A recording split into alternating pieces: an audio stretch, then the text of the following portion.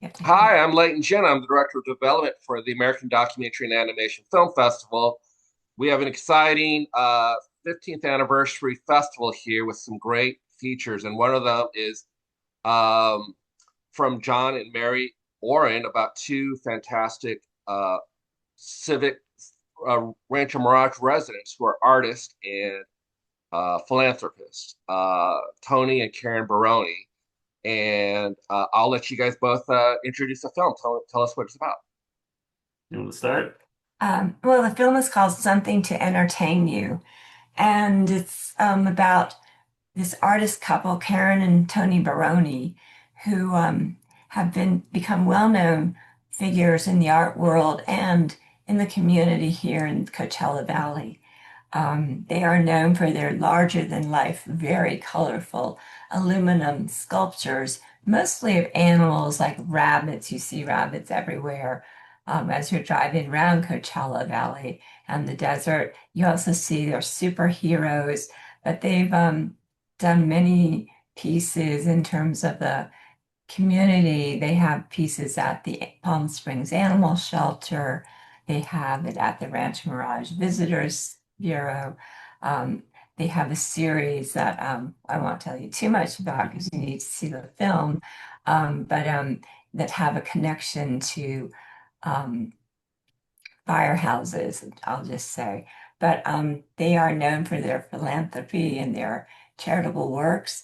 But there's more to them than just their Yeah. sculptures. So we moved down here in 2018 and we saw their sculptures. We were driving down 111 and just they had like a whole like eight dogs or something on the side.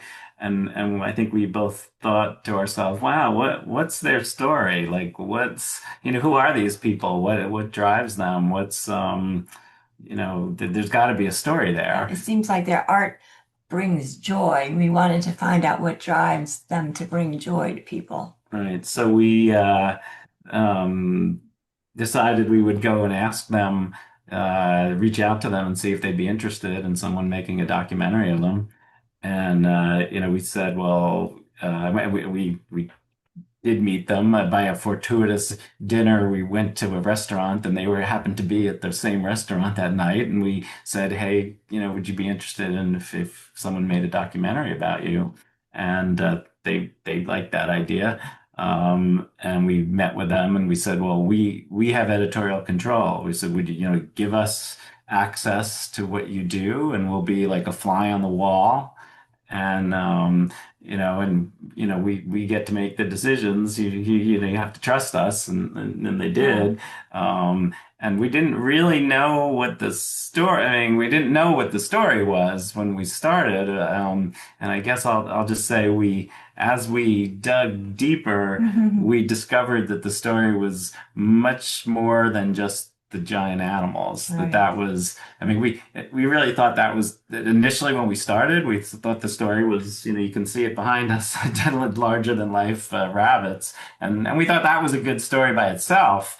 But as we dug deeper into it, we learned that there's all sorts of other things that I don't want to do any spoilers. You're Yeah. gonna have to watch the film to find out.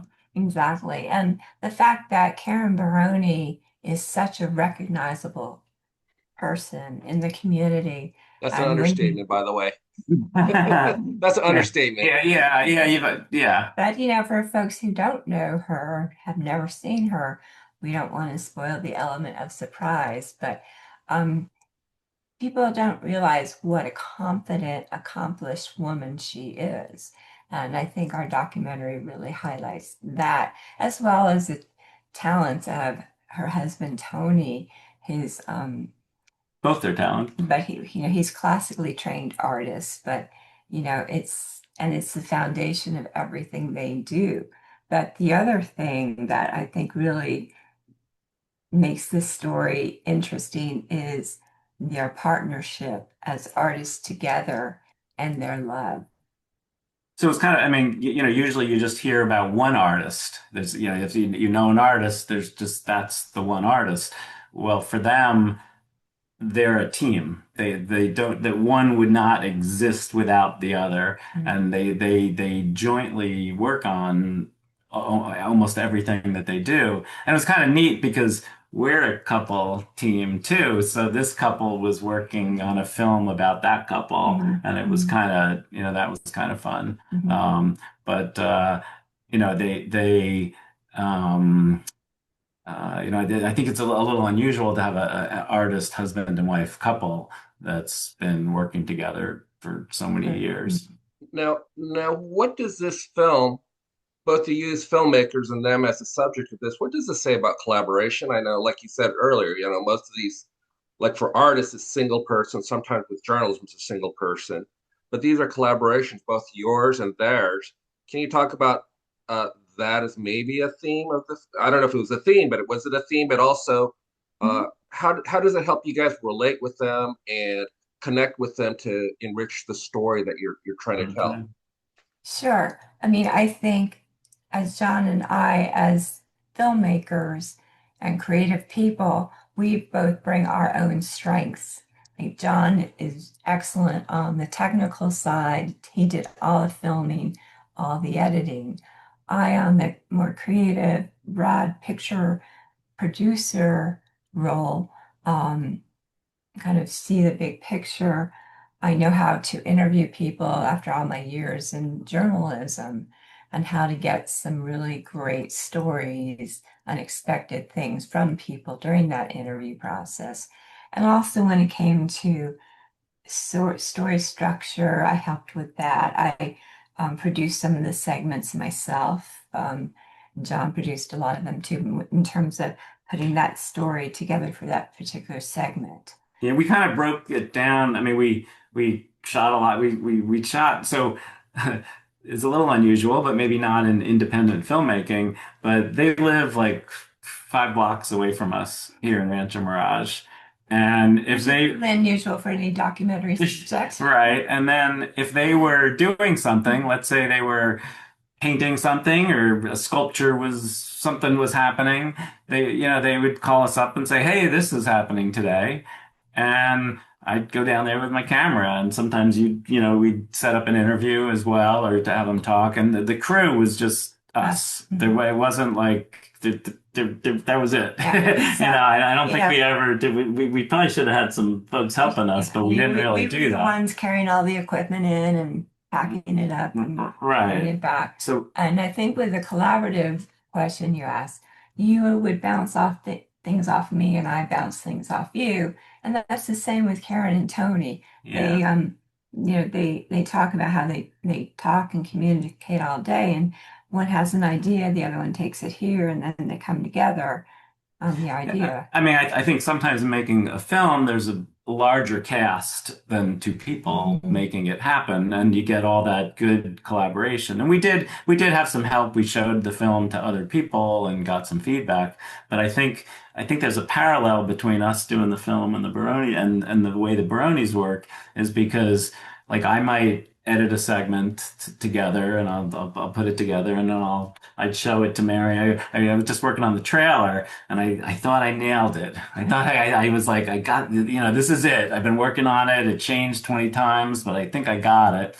And then Mary watched it and she's like, no, it needed, we needed to change the ratio of certain things. And she was right. I mean, I didn't want to admit it because I put all this time into it, but she was right. And there's a scene in the, I think we kept it in. There's some scenes in the film where Tony makes something and Karen comes and says to him, you took all the life out of the painting. What are you doing? You need to fix that." So, it's not I mean, I think there's a direct parallel, and I think you kind of need someone to bounce someone you trust Who do you trust? that you can bounce. I mean, we got a lot of feedback, from but to have your spouse be that feedback, in both cases, I think it just makes it better for us and also the Barones, Mhm. Yeah, by because having that. it is a great dynamic. And, just in theory, I mean, you guys have a great, just talking to you both right now, you guys have great chemistry together and how you work. And I know a little bit about Karen and Tony just from outside in. And so sometimes I work on things. I'm a former journalist too, and then I don't have a sounding board like you guys do. And I think that'd be very valuable to me.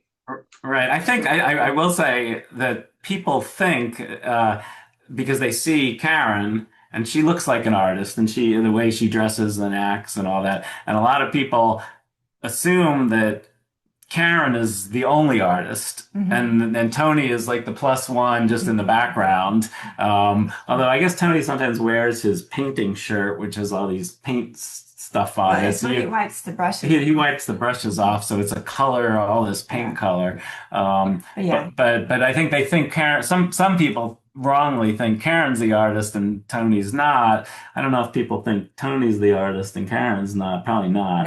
No. But But they get they'll see behind the scenes the role each plays in their collaboration. yeah. And I think, hopefully we do establish that Tony is a very talented artist. Yeah, and I mean, As and they well, both are. Karen They is both are. too, I think, in their own ways. and I think it's also. I mean, I don't know if we set out to do this, but it just kind of had to happen. That it is a love story for the two of them. I Mhm. mean, this is. I will say, if you want a depressing, sad, violent movie, this is not your movie. There's no Okay, suicide. there's No alcoholism or drug abuse. yeah, and I will say, as filmmaker, you want to arc, there's all these films that came out, and people were gonna like, do suicides and drug problems, and I think, in the early days of interviewing them, I was like, well, where there was murder, suicides, I don't know, drinking problems, where these, did you have these difficult things? And they said to us, well, no, they didn't. And he said, do you want me to start, drinking or, or something? Did you? And I said, no, we don't want to change the way, just you are who you are. We don't want to change you. But it is I mean, it's about love, it's about reinvention, it's Well, I about think, creativity, but it's not a sad, it's a happy film. It's and a I, joyous film, and we I hope. think that love story, that relationship, really drives a lot of the inspiration for Oh yeah. both of them. Yeah. Yeah, the way you describe the way you described them kind of reminds me of Sonny and Cher, because Cher was kind of the big one out front, and that people understand how much Sonny was, such a driving force. Not the only one, obviously. It's a great Mhm. Right. collaboration, and that's the way you described it. That's what reminded me of it, both Sonny and Mhm. Cher. Let's Yeah. go to this. You're both journalists. You both worked at CNN. Let me start with this, tying into the movie. You said you kind of saw the sculptures and thought it would be interesting. Um, but as journalists, we need more before we jump in to do a story or something like that. Can you elaborate a little bit more about why you thought this would be a good story? Because you guys are very established, very accomplished, and you do very complex stories. But something that caught about this one caught your attention that you decided to invest a lot of time in it. Can you kind of tell me what made this click for you I guys? want to try Because that or should I?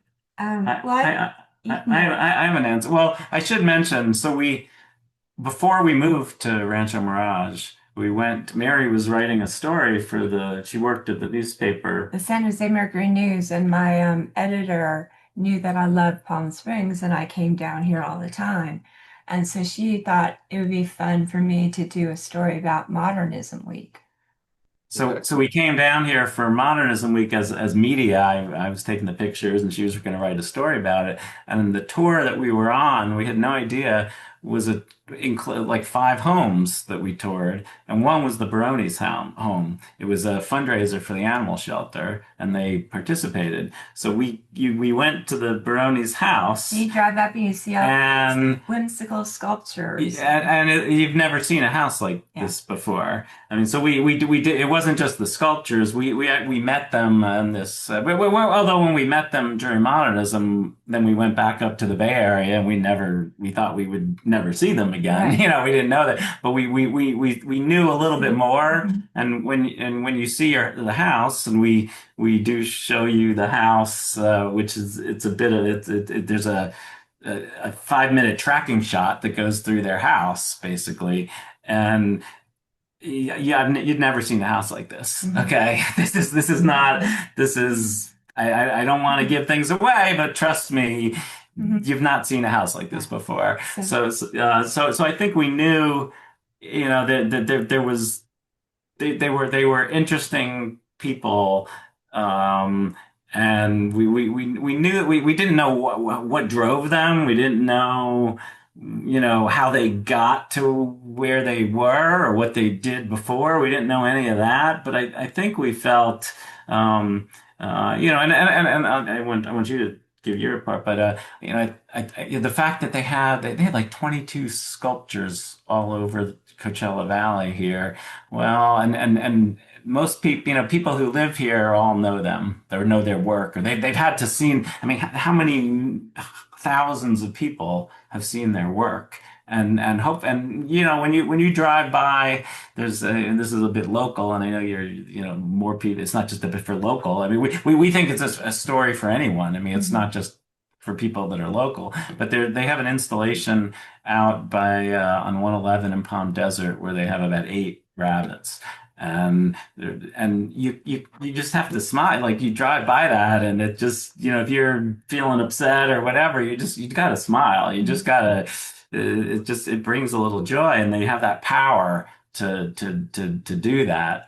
And I think part of that was an appeal to us. Do Yeah, you? and I think having just gone to their home during that Modernism Week event, we saw how many people were enthusiastic about their art. So we had a little knowledge of these must be kind of movers and shakers in the art world here. How did they get here? What inspires them was kind of what we thought. And from my experience doing stories, it was for a wine TV show called In Wine Country that was on the NBC network. And I knew from doing stories about the people behind, you know, wine is art, and we call it behind the label. And we never really talked about how the wine was made or anything, but just the story about who these people were. And there was a connection. And I think we felt that if we could get into who these people are and make that connection for people through art, it could be really interesting. Right, right. And I think we also felt, I mean, I'm not a art critic or anything. I'm just, everyone's an art critic or an art admirer, perhaps. And, we were a little puzzled, like why their art, I think, wasn't more well known, because we think it's great, and a lot, and we not everyone thinks it's great, and we address that. But I think we really it struck a chord with us, and we wanted to, and we think it strikes a chord with other people, so we wanted to explore that. And I guess I will say, usually the way maybe you make a film is you start with a short. There's a lot of shorts at AmDocs, and maybe traditionally you might make a short first and then expand it into a bigger thing if you get good reception. And I don't think we knew if we had a short or a feature in the beginning. We didn't really know what we had, but I think as we started talking to them, we were like, oh my God, We this. kept finding out it was like peeling back the layers of an onion, and one day they'd mention, "Oh, we were on this, or we met this guy." I'm like, "What?" Right, right. They would just come out of the blue and tell us certain things about the past, and it was, I mean, and we found evidence to, I mean, it was hard. It took us a lot longer to get pictures of the history. They're not great about having the pictures of the past, Right. but everything they mentioned was true, Yeah. and that we were able to discover. So I think we realized we had a bigger story than just a short, as they told us stuff. Yeah. And so I'm going to combine these two questions, okay? First of all, I think I mentioned earlier you are both established uh, veteran journalists, award-winning journalists. Can you talk to me about your career and then making the pivot to documentaries? Because I think in this day with journalism, a lot of people have to confront career changes. You know, journalism has such a downsizing, and sometimes journalists kind of get lost in it and they have to pivot somehow in some way. Can you talk to me first about your careers and then pivoting into documentaries and what that's done for your career or also personally? Because I know I used to be a journalist as well, and I don't do documentaries, but I like the idea that you have a lot more time to really delve into stories that where deadlines and other constraints might prevent you from really digging in deep. Can you talk about that with both of your careers and tell me a little bit more of your, or tell our audience a little bit more about your careers? Yeah, first, well, so I worked at, I mean, we both worked at CNN, and most of my CNN background was not out in the field. It was producing the show in the studio, and every day is a new show. Every day you do a show, you do the best you can, and to make it happen, and then it's gone. And then the next day you do another one, and that you do that for years. And obviously that you're not digging into a topic. There are advantages. In some ways, I do like doing it and then being done with it. Making a film, this film we started in 2019, so it's now 2026, so it is a much longer process, and I don't know if. I mean, that wasn't my favorite part. I mean, COVID got in the way. We kind of stopped totally for that. So it wasn't like we were doing it every day in all those years.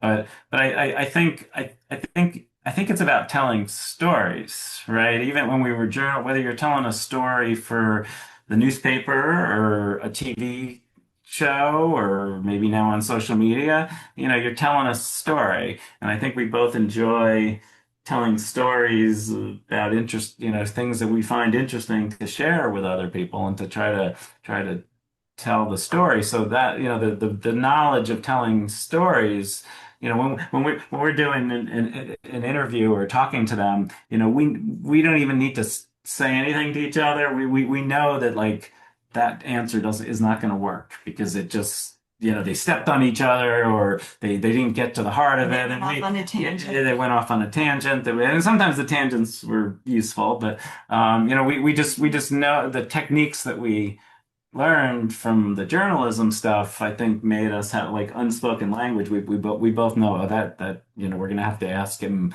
to redo that question and things like that. So it definitely helped the process of filmmaking. And I guess I want to say, I mean, just one more point about it is that making this film, we had 90 days of shooting, which we could not, if we had a crew and paying for, I mean, maybe we could get volunteers, but that would have been too expensive to hire a crew for that many days to just and be that flexible in the shooting.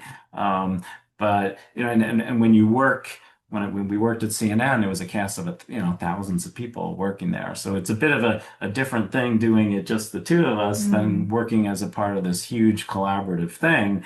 And I think that's a risk because you're not getting that feedback, but we did incorporate, we had a group of trusted friends and colleagues and some folks from down here that we were able to get that feedback and we had some good support, not just the two of us, a little broader, but did you want to try that question? I went a little tangent there, sorry. Well, I started my journalism career at CNN and I started in news, but then I moved into the features department and started doing stories about travel and food and wine.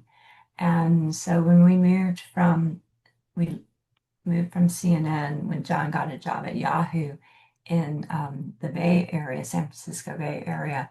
And I got the opportunity to create a wine TV show for NBC and for the network, and which was a great opportunity. We were a mean and lean team. We only had 5 people, the host and producer, editor, photographer.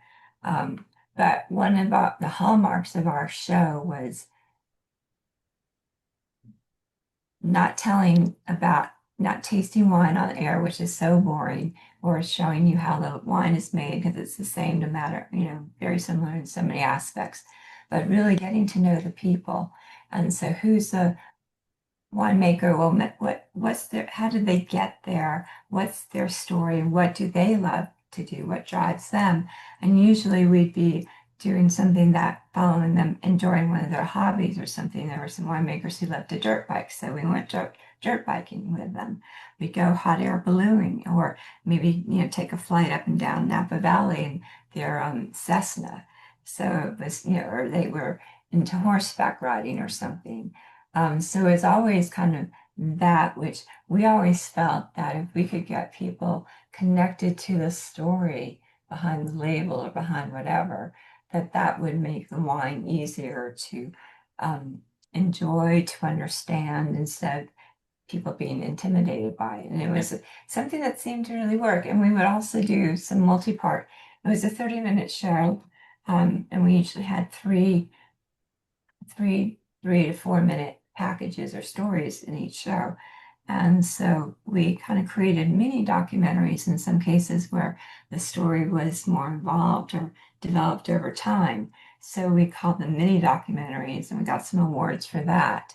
So I kind of learned a little bit about that and producing that, something that, involves multiple shoots on multiple days, spanning a story that goes beyond just one single frame. Mhm. Mhm. Yeah, that's Well, good. I think we're running out of time, but I just want to say thank you for taking the time. I'm excited about this. I was at an event last night. They're excited about your film. Okay. For those of you who don't live in Coachella Valley, these are great personalities and great philanthropists. Very colorful. The community embraces them. So if you don't know anything about them, you're gonna have to check this out and see what they're all about. We have some great journalists here who are telling their story. Jon and Mary, thank you so much for taking the time to talk to me about this. I'm looking forward to this. I know a lot of people, a lot of my friends are looking forward to it, and it's going to be a great film. Thank you very much for joining me today. Hey, thank you. Thanks, I Leighton. enjoyed it.